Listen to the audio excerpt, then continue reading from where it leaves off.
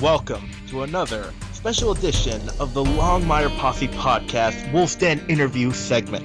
We have brought you many special guests, and today we do not disappoint. For today we have Pamela's nephew. And if you're thinking that means there's going to be favoritism and nepotism, you are absolutely right. Welcome, Adam Bartley. Hi. Thank you for having me. I very much love the nepotism. Let's go. I'm pro nepotism. Well, I've only just met you, so my nepotism will grow as we talk. Hi, Adam. Thank you for joining us. Yes, happy to be here. Yes, we've been trying to get Adam for quite some time now. Well, the thing, I finished filming, it's about a month ago now, and then literally went there to Minnesota with my family. And when I'm with my family, it's like asking me to carve out an hour is like, it's whatever the nephews do. If the nephews grab me and say they want to play, well, I'm sitting on the floor acting like a rhinoceros for 2.5 hours, and I'm doing it with a smile on my face because, I never get to see them. That could have been an awesome video interview. Oh, yeah. Just me as a rhinoceros? Yes, I think so. Sure. Yes, of course. It would show your improv skills. Yeah. And I've always thought I had a thick skin, so.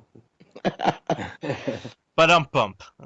Yeah, exactly. Okay, now, Adam, at first in the show, Ferg was almost comic relief, your classic lovable husky guy. What have you done and what have the writers done to make sure you grow and not become a stereotype?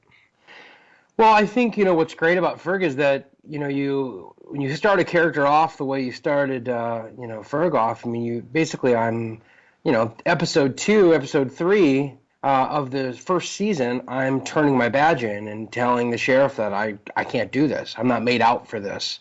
This isn't for me, and I'm not good enough. And, to start there as a character is really kind of an amazing place because there's just so much room for growth.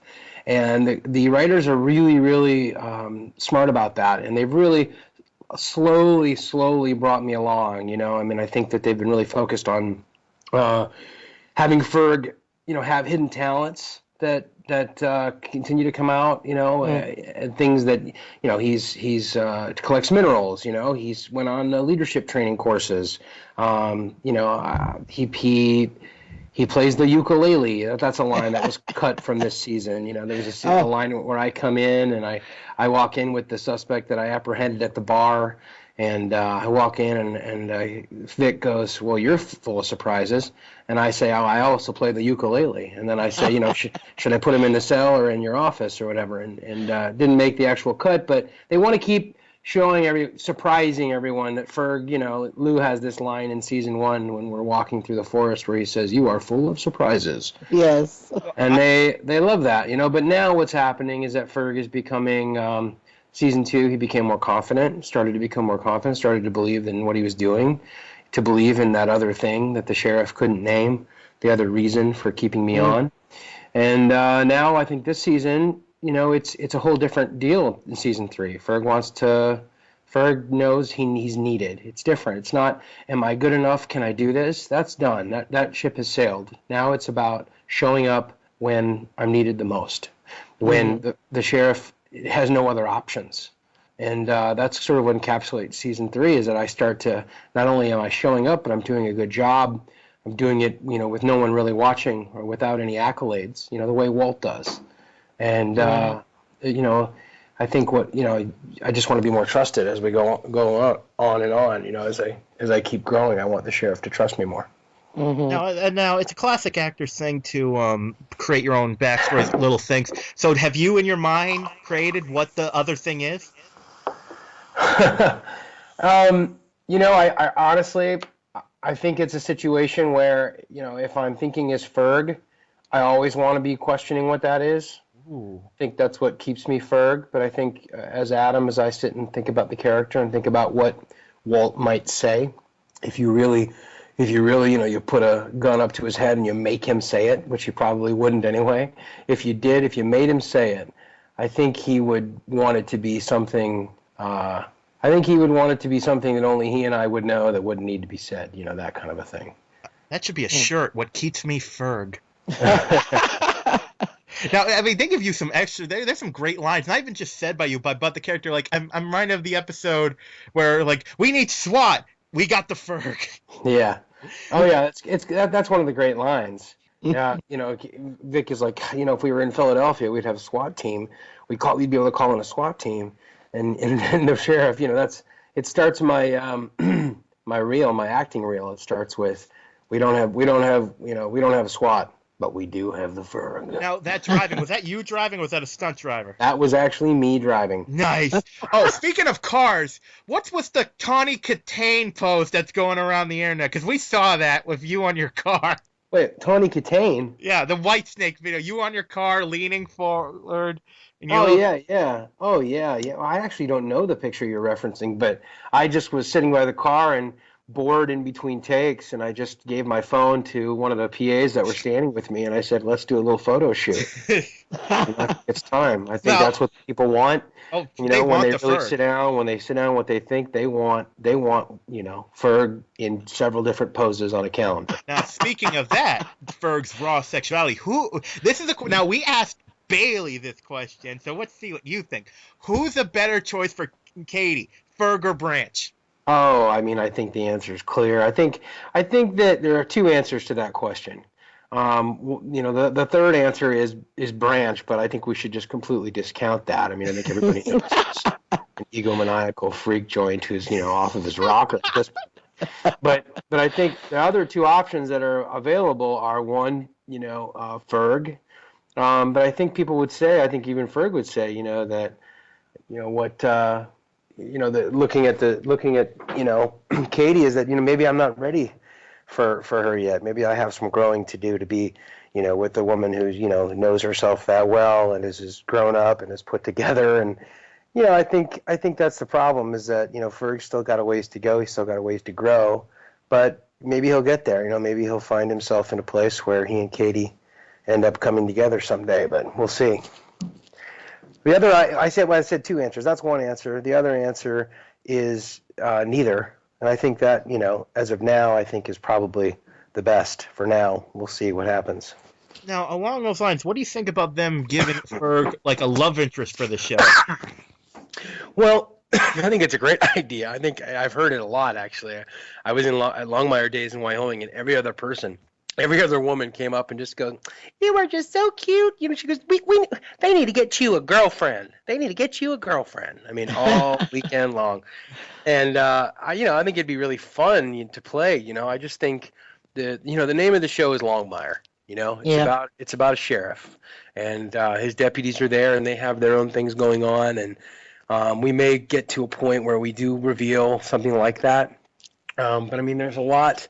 There's a lot, I think, in between the characters. I think there's a lot about Ferg and Vic's relationship that's yet to be discovered, what that's going to sort of continue to evolve into, what kind of, camaraderie they have, what kind of, how that relationship grows as Ferg becomes more and more a trusted entity at the sheriff's station. To wait to see how that evolves, if they have competition, if they become friends, if they don't.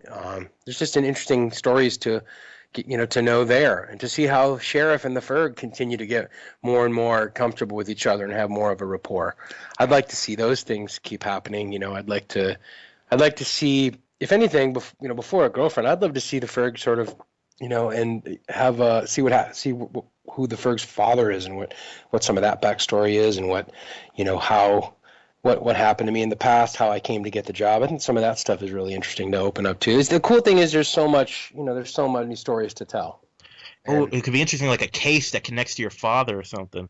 Yeah, exactly. That's exactly, along the lines that I'm thinking about. But, again, it's fun to speculate, but the reason the show is so good is that we have great writers. Yeah. And they write, and what happens is literally we can go to them, and their ears are open, and they're always available to talk and about anything at any time. And I get the script, and that's what we're doing. So they're gonna write what they're gonna write, because they're fantastic. I just think it'd be cool because, like you said, you stop being the comic relief in the show almost instantly. It was like something like that would be great, because characters of that stereotype never get a girl. They're just a funny guy that, like, oh, if only. It's like, so I think that would be, and like maybe not this like even next season, but I think it'd be a cool thing to do eventually. Yeah, I think eventually. Who knows? You never know what they have up their sleeve. They're so good about balancing it all out, and about telling good stories and bringing all of us into it and having all of us have a little something that we're going through. And I think with Ferg, it's taken a little longer, but they're really starting to amp that up. And tonight you'll see it's a great episode for the Ferg tonight. Tonight's a really fun episode. And it's a really great episode in general. It's one of the best ones of the season. Oh, Now, can't wait. what do you now? I more meant the characters, but the other act too. What do you think everyone's real opinion of Ferg is? You mean like on the show or just? Yeah, well, you can say like fans, but also like Walt, Vic, Branch, and Henry. What do I think? Oh, what do I think their opinions are? I think. Here's what I think. I think small town America, small town Wyoming.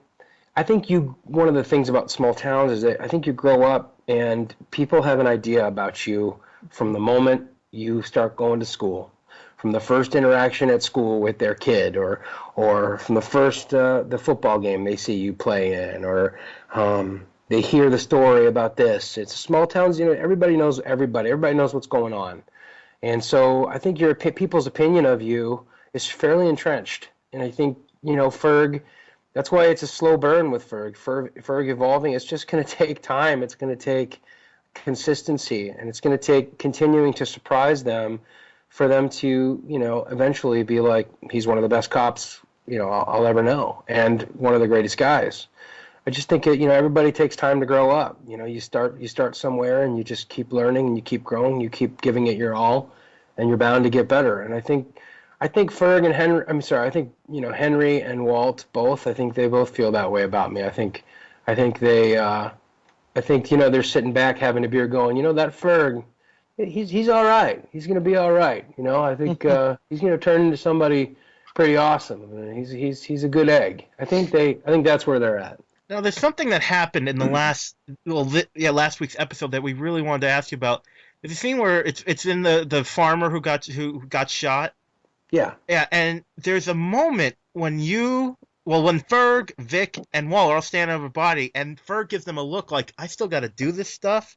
Like, right. Was that what it, like, what, was there anything behind, like, is that something that's going to come up more, or what's going on? Well, let me ask you, what did you think about it? What was your first sort of instinct? Well, I was a little, like, does he feel like he's being a grunt again? Does he feel like he hasn't many progress? That's what I felt like that look meant. Like, I've been here longer than Vic, and she's number one? Well, the thing is, I don't know that I've been here longer than Vic. I think we kind of got around the same time, But okay. The thing is, she's a seasoned cop. She was a very decorated police officer in Philadelphia before she came to Wyoming, and so there's a backstory, there too. But I think what that's about is, how many years do you, when you're sitting there and when you find a case, I called in and found that case. I called in and said, we got a problem. And I called Vic, and she called Walt. He was on his way out of town or whatever. And I'm the one that responded to the scene. I'm the one that was there when he got there. It's kind of my case. And that's kind of how it works generally. Well, so it's my case. I'm on it. I've done all the research. I've done all the work. I've got my gloves on. I'm looking through the evidence, looking through what might have happened. And she walks up, where I'm figuring it out, and all of a sudden she shows up to do all of it again, and she's there, and now the sheriff's telling me to go do the grunt work, to go bring this to the coroner, file this paperwork, go get a coffee. It's like, at what point, after how many years, when you're giving everything you got, everything you could ever imagine, at what point do you stop and are like, hey, can I maybe take the case? I think I'm ready, and I think that's not something Ferg is real comfortable talking to the sheriff about. I think it's something he wants to earn. He wants the sheriff to just give to him. And I think that's what that frustration's about. And, I think it's a sort of a precursor for something kind of to come. Now, one thing me and Pamela both talked about this during the episode, because, of course, early in the episode, you immediately assume it's a serial killer that's feeding on people. And you've done crazy theories where we always thought it'd be funny if just once you come up with the most psychotic theory, and it turns out to be completely 100% dead on. Well, explain. Well, like you said in that episode, you said you thought Ferg said he thought this is some kind of cannibal serial killer. Right. And imagine if in another episode you said something just as crazy, and it turns out you were completely right.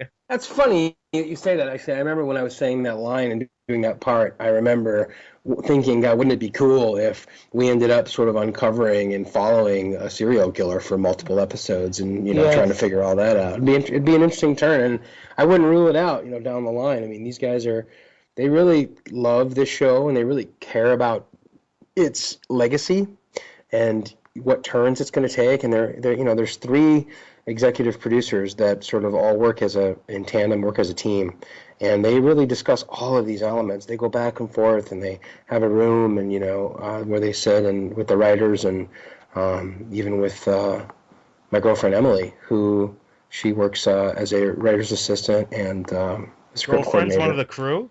Yeah, she works on the show, and she actually sits in there with them, and they all sort of talk about where the show's going to go and how what stories we're going to tell, how we're going to tell them. It's really quite interesting, the process. Has that ever been awkward? Your girlfriend being on the crew? No, not at all. Not at all. Not really the crew. Just sort of working with the producers. So they have they work separately from us. They come in and kind of check things out, but. No, it's a big family on set in Santa Fe. We're all really close. It's great. Now, this is the last ready question, and then we'll move on to Pamela's question. We've kind of touched upon it. Do you think Ferg has what it takes to be a real detective, a good one, like right up there with Walt? I do. I really do. I think there are, everybody's got things to learn and improve upon. And sometimes people's curves are a little longer than others. People are sometimes more prone to success, while others are slow and steady. And I think the sheriff is slow and steady, and I think the Ferg sort of sees himself in the sheriff and wants to be like him. I think everybody wants to be like the sheriff. Everybody watches the show. I think all the characters around him admire him and want to sort of live by his credo.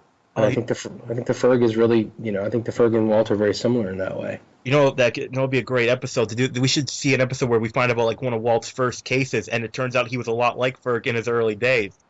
Yeah. When he was in it, because Walt wasn't always Longmire. He was a newbie too.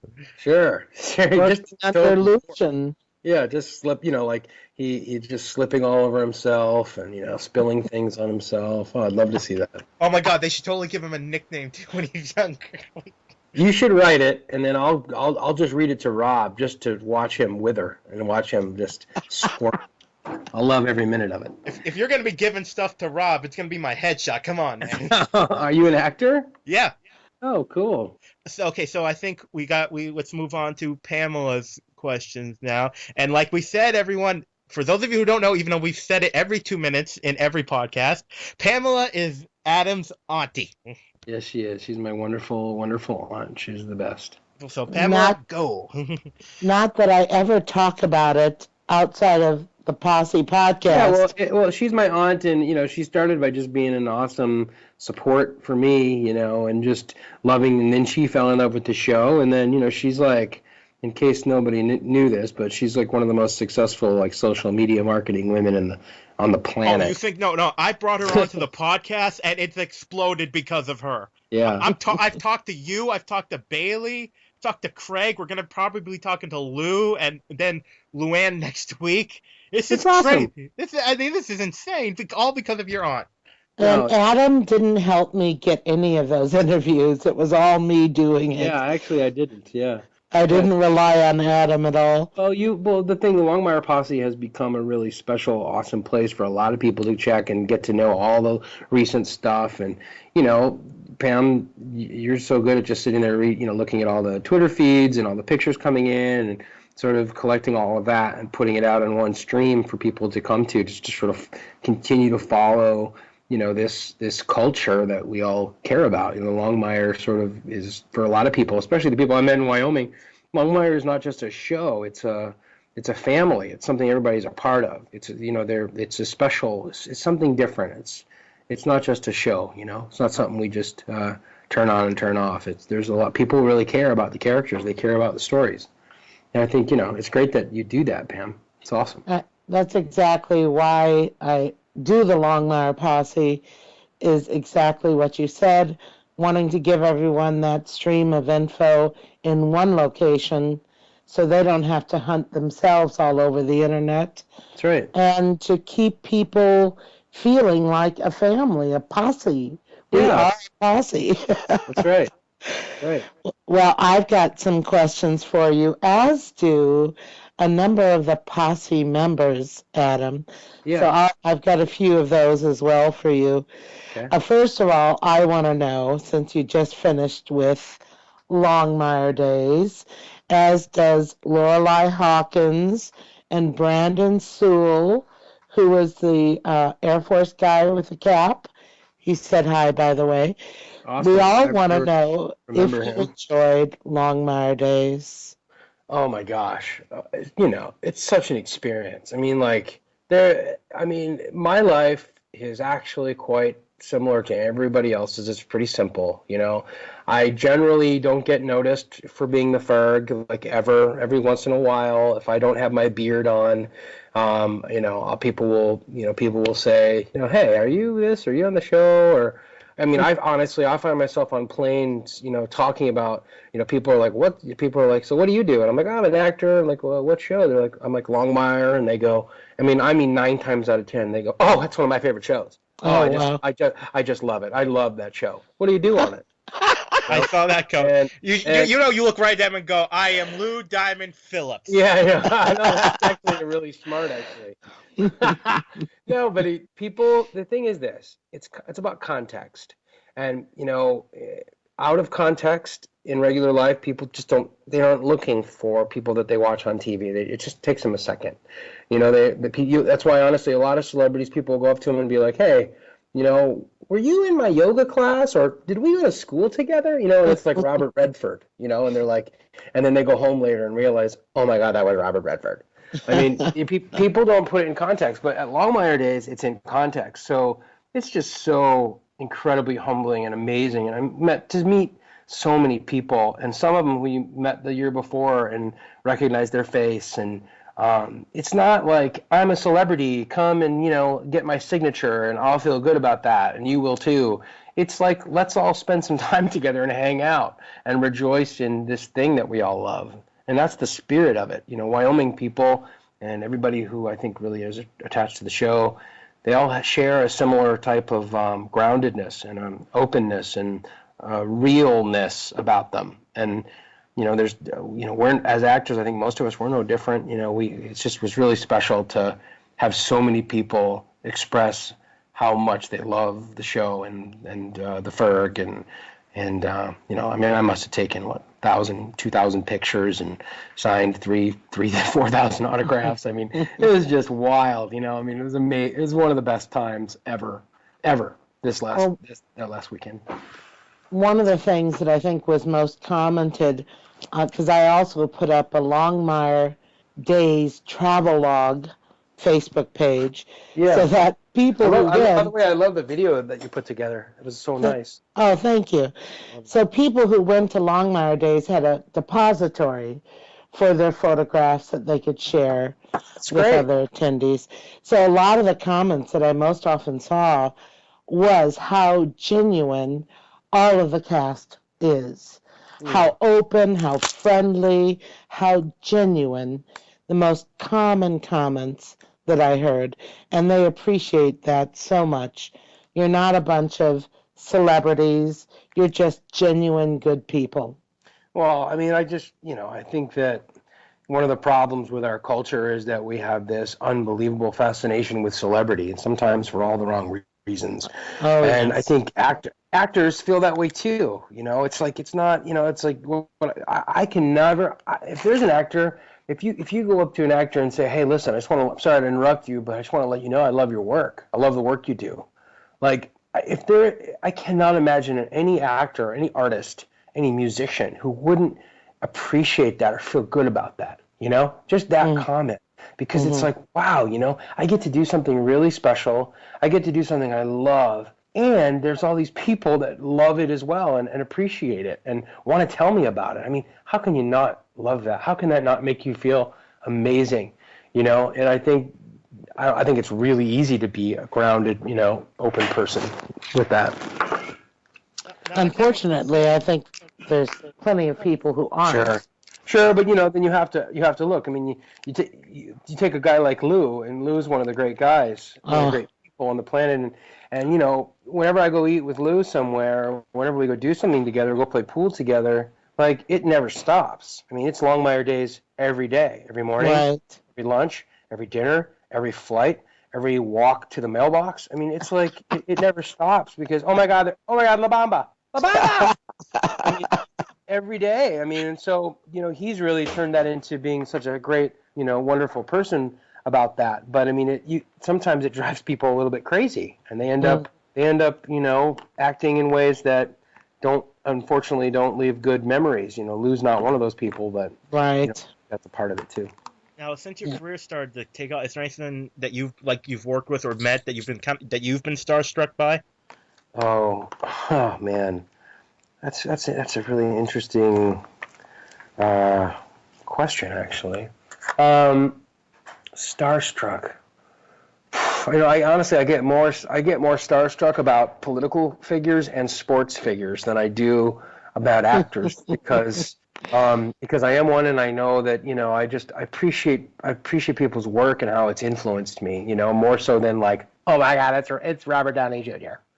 Like I feel differently about that, and if I've wanted this my whole life, so it's a dream for me, and so it's like if I get the chance to work with somebody who people know, it's not like I'm going to be nervous. It's like, yeah, this is what I want. I want to work with great actors. Right. I'm an artist. I want to work with the best people, so it's a little different. Zach, your question kind of stepped on one of my questions, which is there any actor who you would really love to meet and work with, Adam? Is there some star that you've always wanted to work with? Gosh, let me think about that. I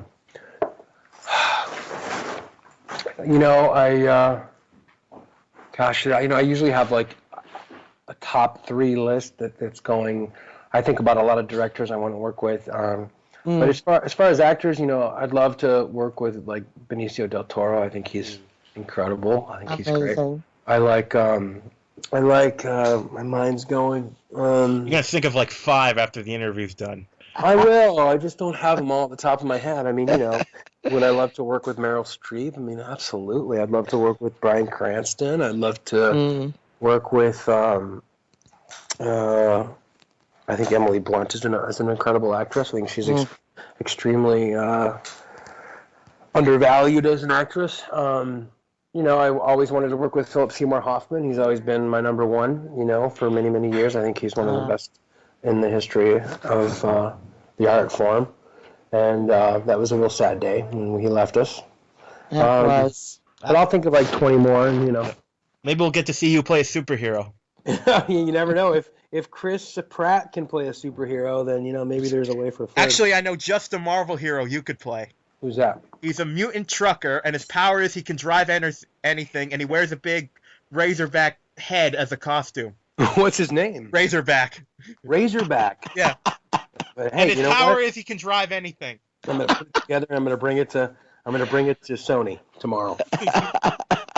Oh, I will crowdfund that movie any day. Yeah, I'll get my Class D license. I'll get everything ready to go. I love it. What has been your most favorite aspect of being on Longmire? My most favorite aspect, I think there are probably 2. One is the sort of, there's a magic about the show. There's a magic about how we approach it and the relationship we have with the writers and the producers and with each other. There's this sort of powerful, positive magic about the process that's happened since the beginning. And, everyone that gets to work on the show, they leave saying that. They're like, I'm exhausted. We work our butts off. But there's something special about this group and these people. And, it's like the crew. We're all very close. We all spend a lot of time together and take care of each other. And it's just everybody really likes each other. And that's special, And I would say that for me has been the number one part of the whole deal. And, and the friendships I've made, that's kind of the same answer. But, I've become friends with a few people on the show that has really changed my life, you know? Mm-hmm. Yeah. And I think your answer, Adam, is evident to those watching the show. That magic you speak of comes through every episode. I think so. Absolutely. I think Yeah. it absolutely does. And you know, with asking your favorite aspect, I have to ask, do you have a least favorite aspect of being on Longmire? Least favorite. Yeah. I would say my least favorite is the fact that it's only, 3.5 to 4 months a year. Mm-hmm.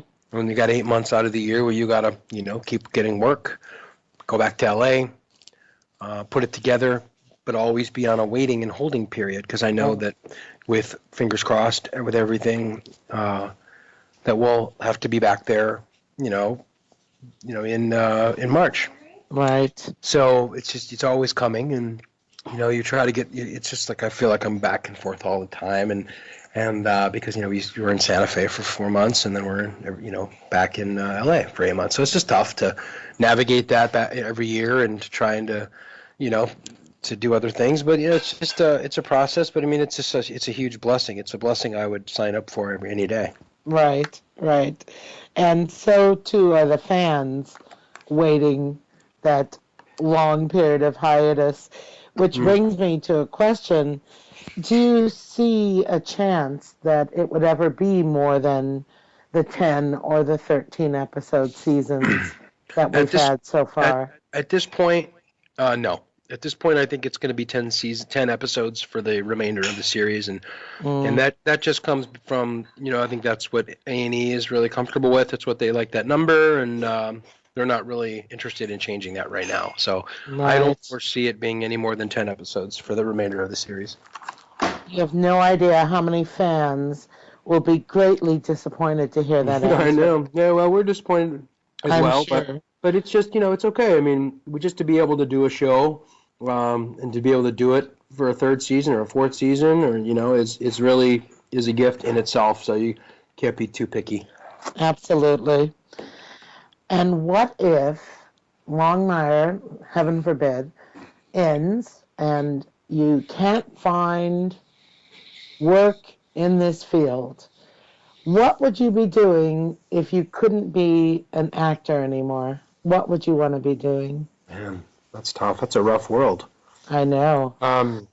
Well, I'd be singing. I mean, I'd be singing anyway. I like to make music, and I like to sing jazz, and I also sing some contemporary sort of singer-songwriter, guitar kind of music as well that I play a lot. And I'd probably be doing even more of that, and directing. I definitely want to, sort of transition into doing some directing as well and creating my own projects. And that's also another dream of mine that I'm pursuing. So there's lots I want to do. I'm also a hardcore basketball fanatic, just as much as I am Mavs. a movie fanatic. But yeah, I'm a big Mavs fan, and if it all goes to hell, I could just fly down to Dallas and just go to the games and then hibernate in the off season and keep going. You know what I mean? I could probably be happy with that. Maybe get a job as a towel boy. Yeah, you'd be very happy, I'm Pitch sure. Mark Cuban an idea on Shark Tank. Oh yeah, absolutely. There you go. No, I know. Me and Adam will start a theater company if Longmire ends. Oh man, Down in Dallas. It's a really interesting thought. But I every once in a while I have a craving to be on stage. But I got to say, I just love being on camera more than I do anything else. It's a totally different. A lot of actors, they're like they try to do TV and movies just to support their theater habit. And for me, I don't know. I feel like my habit is I love working on camera. I think the medium is really even more complicated and three-dimensional and powerful, and I'm really engrossed by it right now. I can't see myself being on stage for a while, and that's all I did for so many years. I was going to say, I don't know if Zach's aware of your history in theater, but it's long. Oh, it's yeah. a very long history in theater, so you've had that life. Until I was 30, yeah. Yep, you know it well. Hmm. You've also dabbled in production a little bit, and I was so impressed, and I'm being sincere. It has nothing to do with nepotism here. I was so impressed with the documentaries that you put together, Hmm. and I was really looking forward to seeing that develop. Is that something that you still see pursuing at some point? I think it was just one of those things where I was around a certain group of people. We made a movie or two, theatrical film, short film, and then Mm-hmm. a few of us that did that together wanted to do something else, and we all kind of did it, and I produced it because it wasn't an acting situation, and we had started this company called Oozle Motion Pictures, and it was when I was younger, and it was really fun, and then some of the personalities didn't mix, and I ended up moving back to New York, and it just sort of all kind of fell apart there, as just some things do. But I think no, I think eventually, yeah, that would be wonderful to produce. But I really, honestly, if I could spend 12 hours a day being creative and acting or directing or making music, I'd be very, very happy. So as much of that as I can do, the better. Which brings me to another question from a posse member. Quite a few of them actually have asked, when are you coming out with your CD? That's a good question. Well, we've only recorded a demo at this point. We haven't actually recorded an album, a jazz Oh, album. we should have premiered it on the interview. We could have No, had. that's okay. Well, the thing is that we'd have to record it. We would have to like get the rights to some of the songs, to most of the songs, to be able Right. to sell it, and that's a process and to go through. And then actually recording all of them in a studio is something that you kind of want to do after you tour for a while, or after you play a lot, or after you've really evolved each of the songs and created them in your own voice and in your own sort of way. And you want a record to sort of reflect something very original.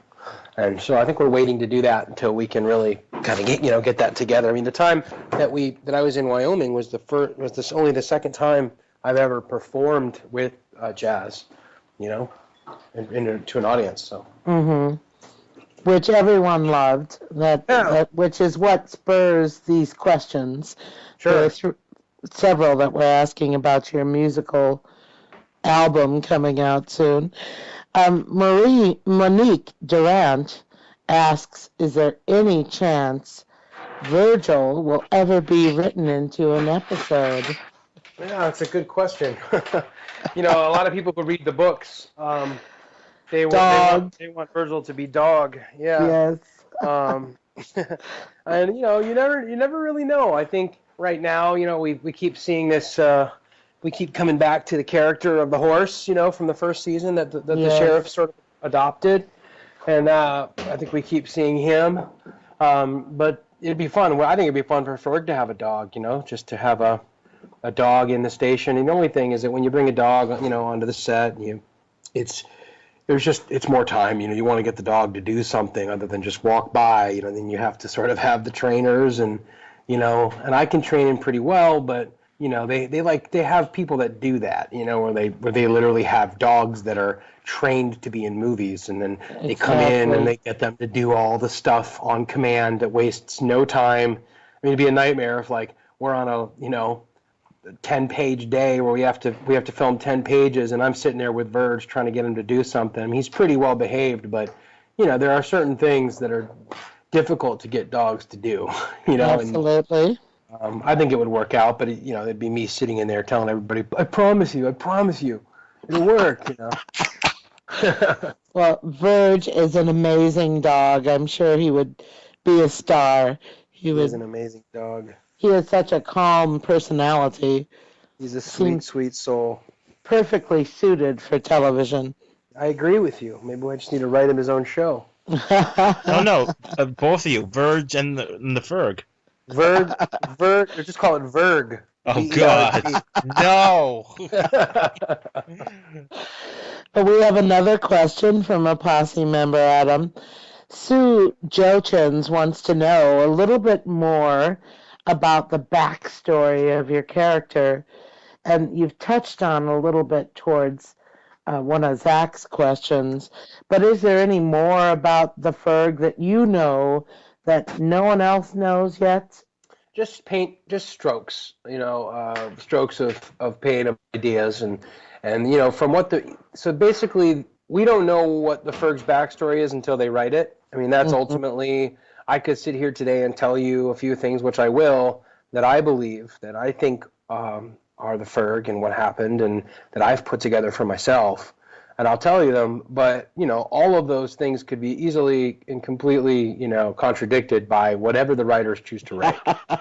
And that's just the way it is, and that's fine. So I'll tell you that, for me, I think the Ferg was one of these guys in high school that, I think he got the nickname the Ferg because he's just one of these lovable guys that everybody loved having around, that loved to, I think he was a mediocre football player. I think everybody on the team, and in the crowd every once in a while was just loved him in sort of a, mascot kind of way in some ways. I think he was a guy who didn't do that. Maybe a C student on a good day, who, everybody went to college and he stayed behind, and couldn't get into school, and maybe didn't have the confidence and the initiative, and I think my dad, went to Walt and said, I don't know what to do with this kid. I don't want him to work at the gas station his whole life. You got to help me out.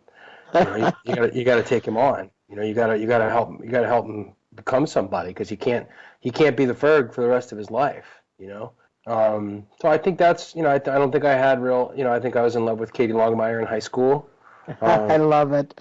I think that was definitely, I think we went to the school around the same time, and I think I was always had a long-standing crush on her, and other than that, my relationship with my dad is interesting to see what happened there. Whether I always like to think that, maybe he never really believed in me as much as I wish he had, and maybe Walt does, and I think that that's as far as I've gone with it.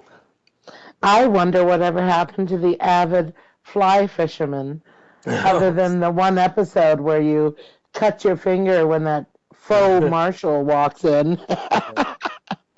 They haven't made much of that. But it's funny that descriptor of the character, the Ferg, is still out there in, the internet world, right, on the show's descriptions, the avid fly fisherman. I think part of it is, I think season 1, the Ferg spending his time, tying flies at his desk. I think those days are long gone, because, yes, everything I do in the office is about getting better and getting smarter and getting up to par with the other deputies in the office. That's everything I do is about that. Is about just going in and doing the best job I can, the best possible. Not for everybody else, not for Walt, but for me. Right. And I think, maybe if that means getting to fish on my day off, maybe we'll see if we see that aspect of Ferg again. I think it'll be somewhere where I finally get a day off or something. But as of this season, I don't think I've gotten a day off in about 4 or 5 months. You went to certification. That was about it. Went to certification in quotations. Yes, indeed. Oh, gosh. I had another question that just popped in my head, and, of course, it left me that quickly. Is there any element behind the scenes, Elena on Twitter asks, that is your favorite moment? Is there some favorite moment of behind-the-scenes life? I wonder, while we're filming, or...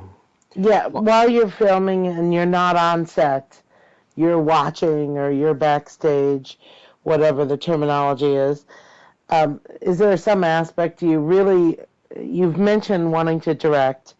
Do you enjoy watching the director in action? One of the aspects that's fun, I think, for viewers, as it must be for the cast, is the fact that you have different directors. It's not the same director every episode. I have to imagine that's a great learning experience for you as well. Well, I think everything's a great learning experience. I mean, I think if you're, the good actors, it takes a long time to, I think, become a really great actor, and I think it takes watching and listening and watching how other people work and how they, what their process is.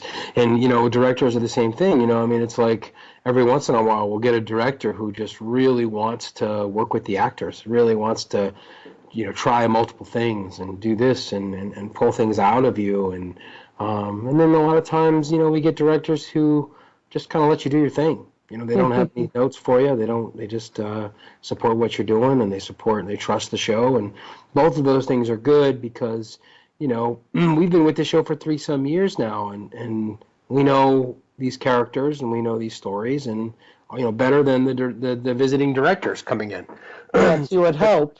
Yeah, but there's a collaboration there, a beautiful collaboration there. And I think as an actor, I like a director to come in and challenge me and push me and get me to do something I didn't think I didn't perceive initially. I mean, that's the magic right there. That's my stage history.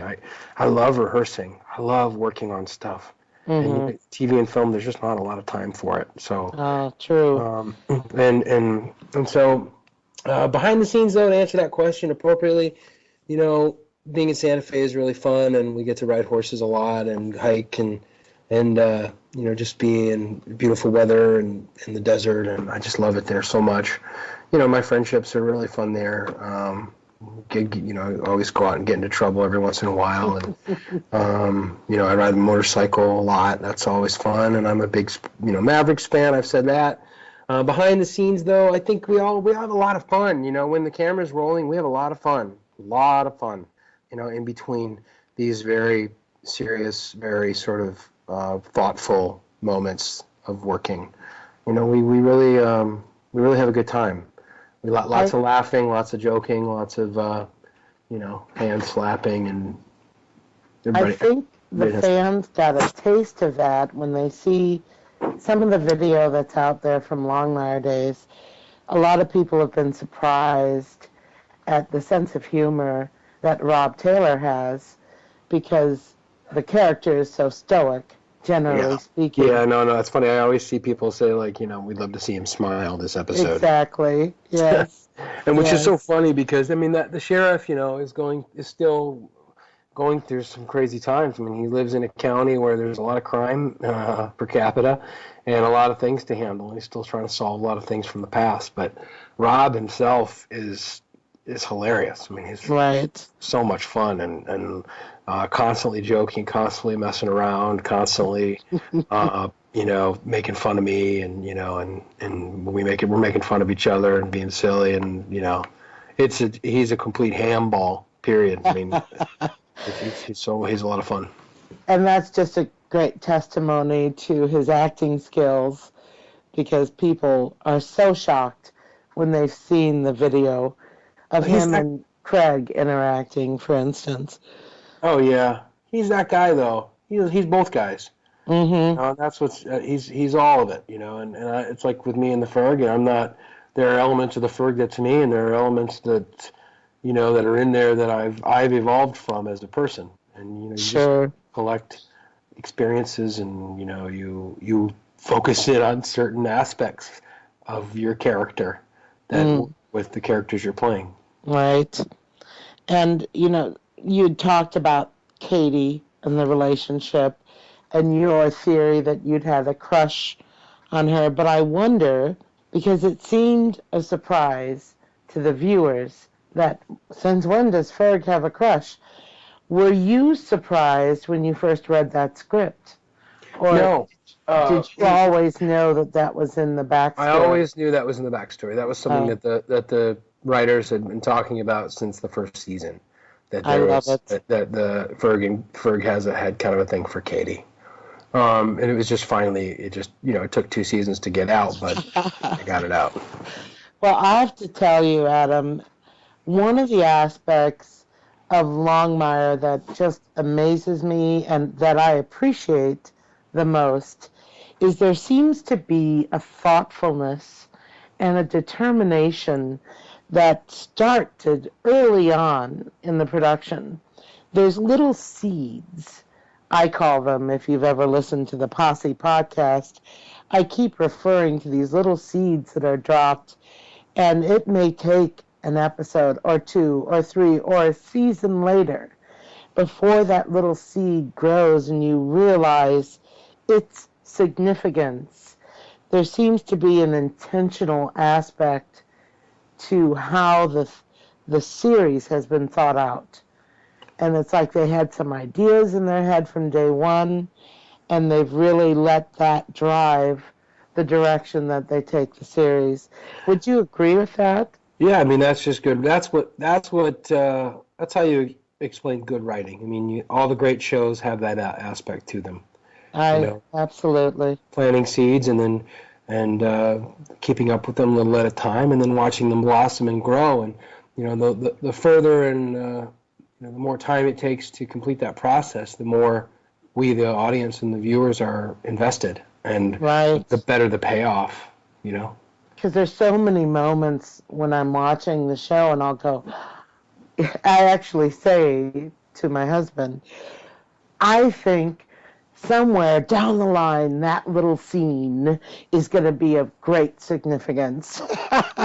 So now I'm watching the show, looking for those moments of seed planting, of sowing seeds. Yeah, well, and the writers are so good about that. They're planting seeds, but they're also, if you really sit down and try and explain, Walt's wife's murder and what we know about that, if you just sit down and try to go through the history, the timeline of it, and explain it, I mean, you're pulling hairs out of your head, going, wait. I mean, but then this happened, and then they found out that it's actually quite complicated. And it's a testament to our viewers that can keep up and be intelligent enough to sort of follow all this thick story that just continues to get dropped one little piece at a time. Right. Speaking of writers, I have to mention that one of the people who asked about your jazz album was Tony's mom, Teresa Toast. Yes. She also asked about that. She loves the show. She's great. Yeah, she is great. She's a great fan and very active on the Posse site. Mm-hmm. I think that does it for my questions, Adam. Okay. Anything else from you, Zach? Oh, I think we've covered anything. It's been great having you, Adam, even though you were tougher to get than Lou Diamond Phillips. Oh, did you guys interview Lou? We were going to, but then he got offered the King and I at the last minute. Oh, I know. He's in Melbourne. Yeah. We actually had. So then I wasn't as tough as getting Lou Diamond. Well, it's debatable. Well, I was ready to talk last week, but the Wi-Fi went out. I mean, it really just went out on the ranch for like 2 days. I mean, it was just. I was ready. I walked down to the mess hall. I was ready to go, and no dice.